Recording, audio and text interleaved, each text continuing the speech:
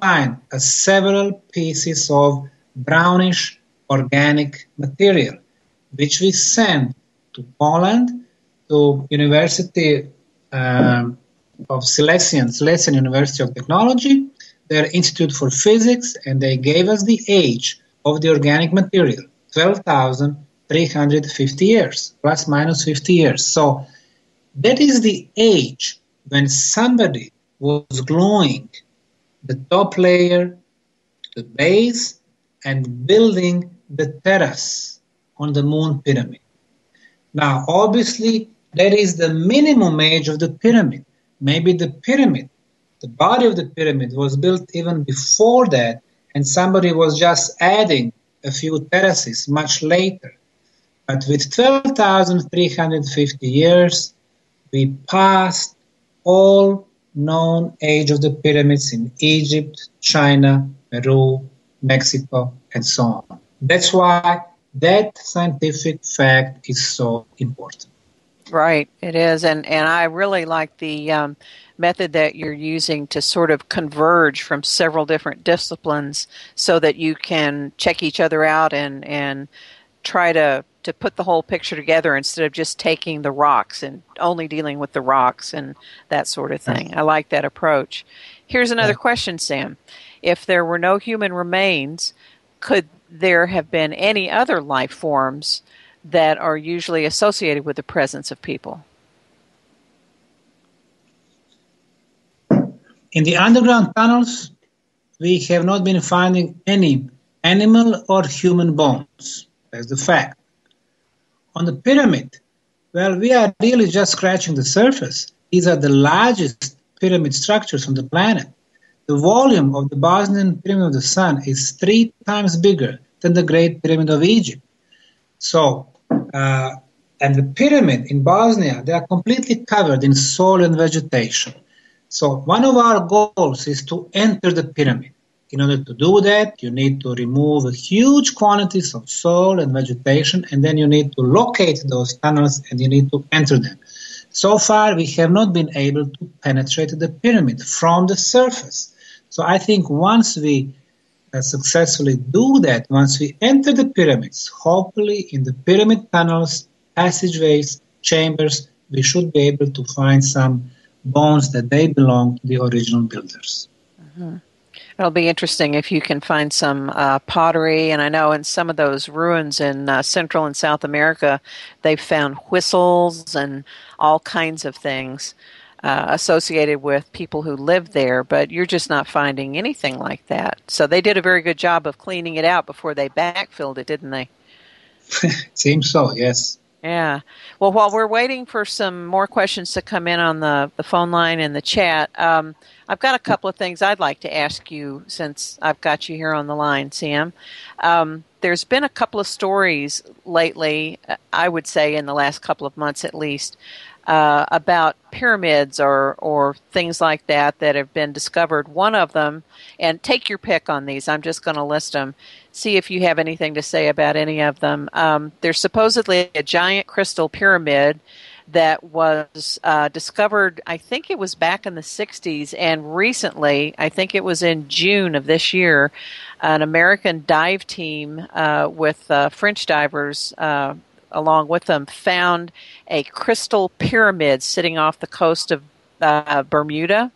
And then the Yonaguni underwater platforms, I think they're doing some more research on them right now. And then the two most recent ones I have seen, and I'm not sure if either one of these have been researched yet, they may be too new. One is supposedly a large pyramid underground between Mount Kinley and Nome, Alaska, way up there. And then twin pyramids and a sphinx supposedly found somewhere way down in southern Africa in Niger. Do you know anything, or do you want to say anything about any of those four? I know I threw a lot at you right there, but take your pick. Yes, gladly. We think that we know our planet, but the matter of fact, our lack of knowledge is incredible. We don't know almost nothing about the history of this planet. So many pyramids all over the place, so many of them on the bottom of the Pacific floor, Atlantic, Caribbean. You did mention one in Caribbean. Now, there are many more. We know of the coast of Cuba. There are several pyramids, but, because of the regime over there and some other reasons, they have not been explored, plus it costs a lot of money. About the Crystal Pyramid, well, I would need some independent verifications because the pictures that I could see on the internet, they just does not seem realistic, being on the bottom of the ocean floor for so long and to have such a excellent shape. The one under the Mount Kinley in Alaska, it's very possible. However, we need more scientific proofs. What we have are just testimonies of several people from the U.S. Army saying that, when the Chinese tested their nuclear bomb, which was underground testing, they could read on some of their instruments that some type of the, pyramid-shaped object was underground. So like I said, we would need to get more archaeologists and archaeological work done in order to really confirm that. But if it is off the limit, and since it seems that it is, it will be tough to get those readings. As far as the Yonaguni monuments, for the last 20 years, they have been researched very thoroughly by several, Japanese scientists, Dr. Kimura, but also, some others from Europe. And we know that there are some artificially made structures. There are megalithic structures. We don't have pyramids. However, we have some terraced structures with some type of temples on the top. We have some half-radius megalithic blocks, maybe some types of the markets. We have stone roads for hundreds of miles in length. So obviously, around 13 underwater cities were located over there between Japan, Taiwan, and the mainland China. But due to the huge global catastrophe, the water level rose for about 250 feet. And the only known catastrophe is from 12,500 years ago, with the end of the Ice Age. Huge quantities of ice melted, and the water went to the world seas and the oceans. So Pacific rose for about 250 feet, and Atlantic rose for 380 feet.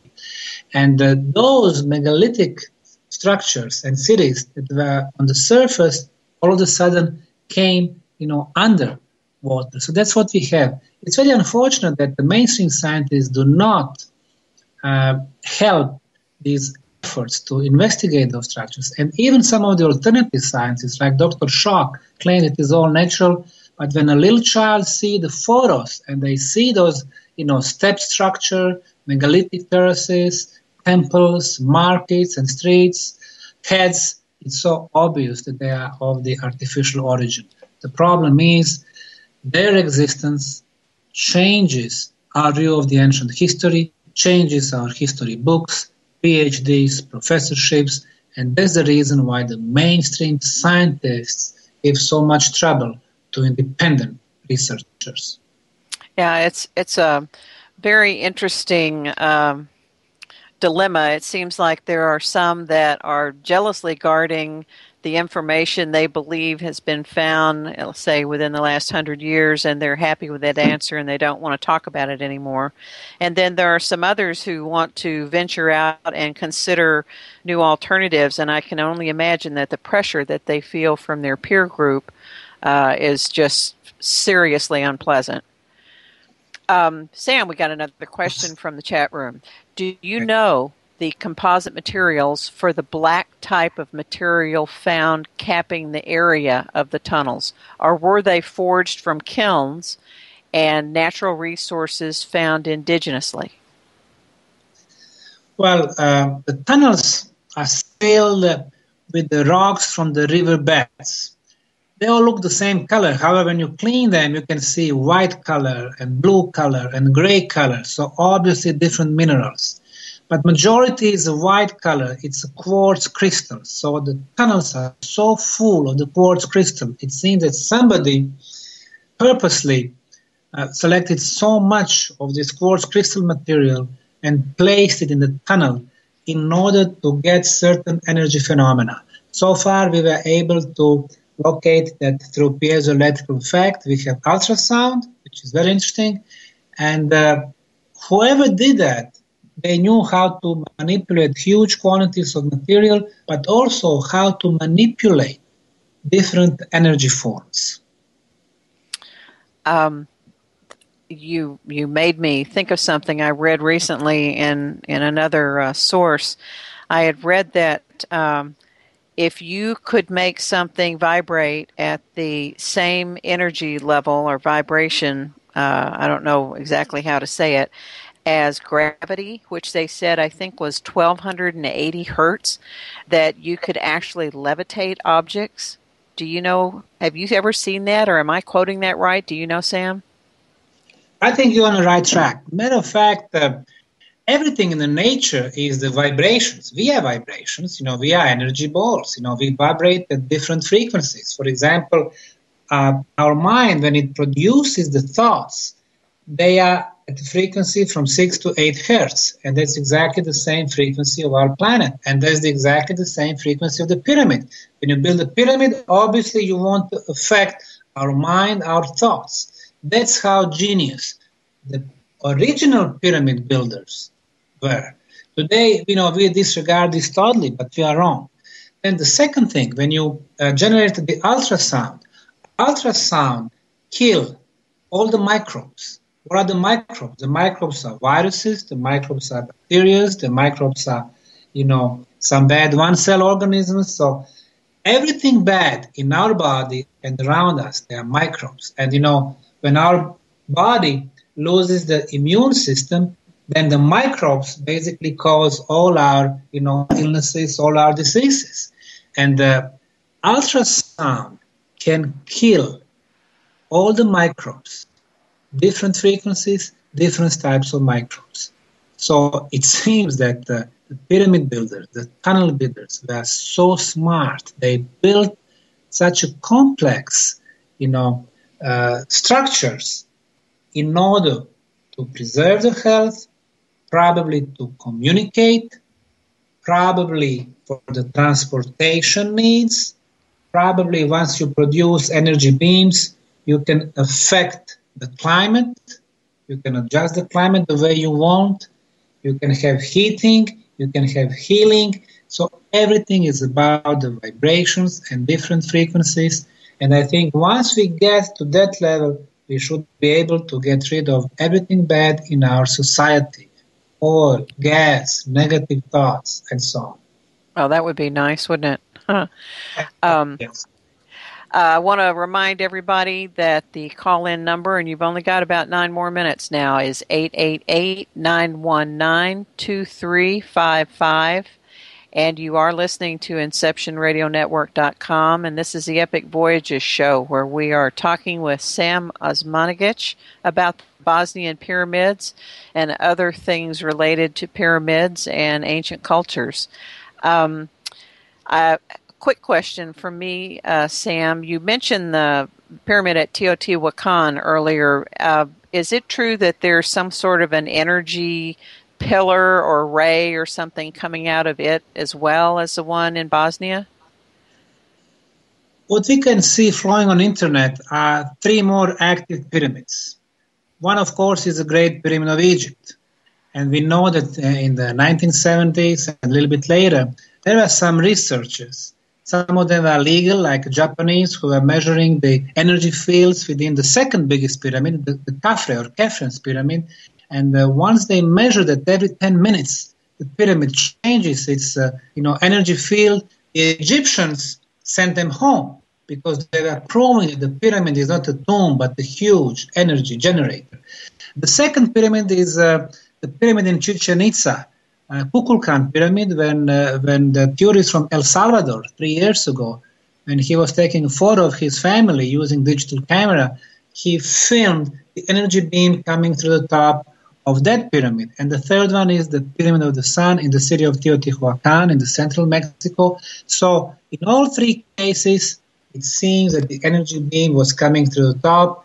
And in the case of the Bosnian Pyramid of the Sun, we are the first one who actually invite the scientists to come to detect, to measure, So we are the first one who actually proved through 4 independent, different sources, scientists from 4 different countries, that the energy beam do exist.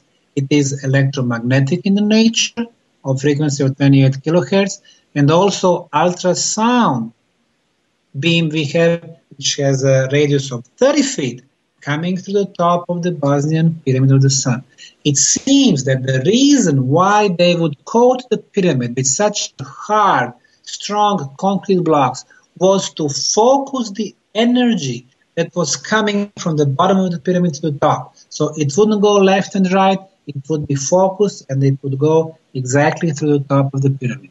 Now, when it comes to the energy matters, we have to be very concrete. The pyramid does not generate energy from nothing. It's impossible. However, the pyramid uses existing natural sources. For example, one of those sources is the core of our planet, the magma, which generates magnetic energy. But what the pyramid does, it sucks this magnetic energy and amplifies 50 to 500 times. How do we know that? Well, our colleagues from Russian Academy of Natural Sciences, Professor Tavroshkin, Tsipakov, and the others, when we were in Egypt and Bosnia, we have done measurements of this phenomena. On the bottom of the pyramid, on the top, we concluded the signal on the top is 50 to 500 times stronger. So that was one natural source. The second natural source, underground water. Whenever you have underground water streams, the chances is you're going to find the pyramid because they were always located above such very potent energy places. So the pyramid, again, is getting this energy. It is amplifying it. So you have several different sources and several different types of energies on the top of the pyramid. So it's amazing how smart those people were and how they knew our planet, where to place those pyramids. Yeah, they had to be really super scientists. We've got another phone call here. Caller, I'm not sure what your name is or where you're from, but welcome to the show. What's your question? Quick question for the doctor. Do you have any idea who the builders were or what language they communicated in? Good question. Thank you for the question. In science, in this particular case, archaeology, we need to answer several questions. Who is one of them? When is the second one? Why? How? So we have those questions. When, I think that we know it is 12,000 plus. How? Obviously, they were very advanced because they were able to manipulate with the huge quantities of materials. Why? It seems energy machines. And who? We do not have the answer to that question. Once we find some tablets with the symbols, with the language, with the alphabet, that would explain who they were, when they were living, and why they do it, then we can say for sure, okay, we found that piece of evidence. Right now, we can see the structures above the ground, below the ground. We can see the energy, technology. We can see the concrete blocks. We can see the perfect orientation to the cardinal points of the sides of the pyramids. We can see the age, but we do not have the answer as to who built them. So however, just a quick follow-up. Is there any iconography in any of the tunnel systems? No. Tunnels are built in the conglomerate, and conglomerate is just pebbles and rocks and sand. So we can see, a lot of intersections. We have found so far 6 chambers. They are anywhere from 300 to 500 square feet. But again, the entrance to the tunnel is 1.5 miles from the pyramid. So now we've been moving in direction of the pyramid. So far, we got about 25% of the tunnels clean in direction of the pyramid. So we still have 75% of the job to do. And, we've been working for 7 years. It looks a lot, but actually it's not. Egyptology has been around for 200 years. And we still really don't know who built the pyramid that they called Great Pyramid of Egypt or Khafre Pyramid or Myceren. So we need to find those answers. Thank you very much for those questions. Those were excellent. Thank you. Real quick, Sam, if someone were to go over to Bosnia, to the location, to Visoko, would they need an escort to come up to where the dig is if it's not during the summer when you're looking for volunteers, or is it just off limits? Or the best time to come is during, summer months, May, June, July, August, September, October, because it's a nicer weather. It's very pleasant to be there. We have our guides who are English-speaking, German-speaking, Bosnian-speaking guides at the different locations. So even if they just bump, to the location, they will be able to find the guides who will show them several different locations.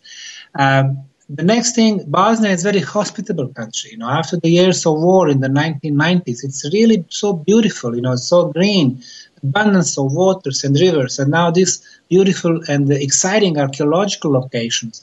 Every year we have 40,000-50,000 tourists coming to visit the Bosnian pyramids. We have 600-700 volunteers. We have dozens of, experts. We have media from all over the world. So it's, like I said, a good time to come is during the summer months or, early fall. However, all locations are open 12 months a year. The tunnels can be visited anytime.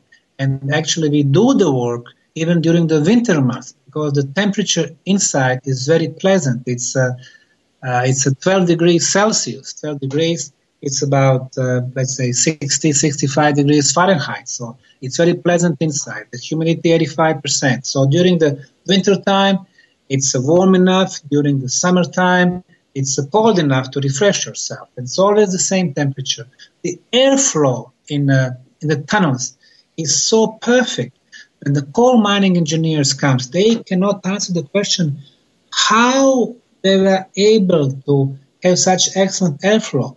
Matter of fact, as you go deeper in the tunnels, you breathe better than outside. So they had some, very distinguished engineering skills. And plus the healing properties, they are becoming so interesting for so many people. They come and, people who go to Visoko, where the pyramids are located, they always come with a smile. They leave with even a bigger smile. There is such a beautiful interaction between the volunteers and experts and tourists and media, and that's so different than any other archaeological project. I mean, if you go to Egypt, to Saqqara or Giza and try to talk to archaeologists, you won't be able to. If you want to talk to the diggers, they don't talk to you. It's always, some secrets around. In our case, nothing like that. We want people to know this is the world cultural heritage. It belongs to all of us. I think what we need to do is get a really good tour guide to set up some shuttles to go from the U.S.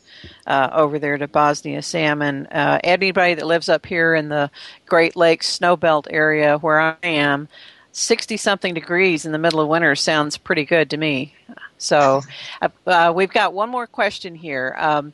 Being that the energy discharge is apparently so high at this site, where exactly does it situate itself with our knowledge of ley lines in the area that we know about? Now, when it comes to ley lines, usually underground energy lines, we've had several people who specialized in looking, for those ley lines. Mostly they are dowsers. We have a guy named Larry Bird. He was in charge of the State of Illinois charter for dowsers, and he was in Bosnia. When he came in the front of the tunnel, the first thing he said, well, this tunnel is located above the ley line. And then he was moving, then he would come to the intersections, and then he said, okay, now he has ley lines running in different directions. And the tunnels were built exactly above the ley lines. It seems that the builders knew the energy movement below the floor, underground. So it's another amazing thing. The guy said, I could go through a tunnel even without looking because I would just stay on the ley lines and I would know that the tunnels were built there. So this is still the knowledge that is not recognized by the mainstream science. But like I said, in this project, we are open for the mainstream scientists, conservative scientists, alternative scientists. We are open for the people who rely exclusively on physical senses, but also on those who rely on spiritual sciences, because the full answer about the purpose of this and some other original pyramid sites will be found only through three different realms: physical, energy, and spiritual. Yes, and it's probably going to only help a lot if everyone would keep their minds and their eyes and their ears open, right? Exactly. Yeah. Well, boy, I just hate to say this, but we have not only come to the end of our time allotment, but we have passed it, and our dedicated producer gave me permission to run over some, but I hate to let Sam go. He's such a wealth of knowledge. If there's any way I can figure out how to get myself over to Bosnia in the next year or so, Sam, you will definitely see me there as a volunteer. Thank you, everybody, for listening and calling in tonight, and the great questions in the chat room. This is InceptionRadioNetwork.com. Please listen every week. They've got shows on every night of the week, and they're just great, and archives of everything. If you tuned in late, you'd be able to go to the archive probably tomorrow morning, and you'll find this whole show there in its entirety, and you can listen to it. Also, check out epicvoyagers.com. This is the Epic Voyages show on Inception Radio Network.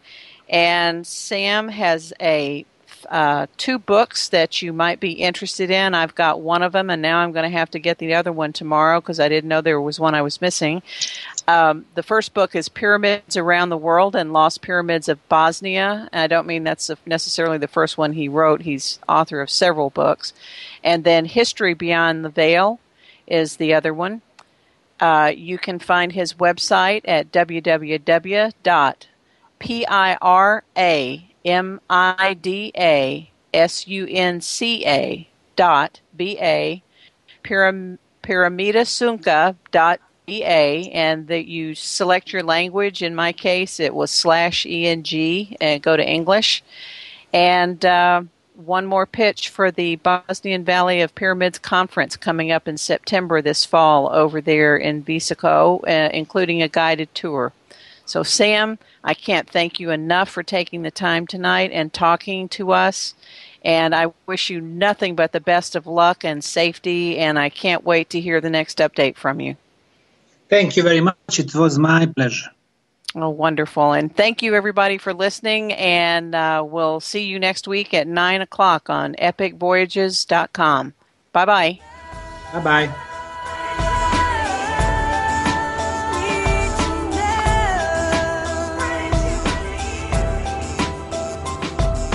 Thank you for being with us tonight.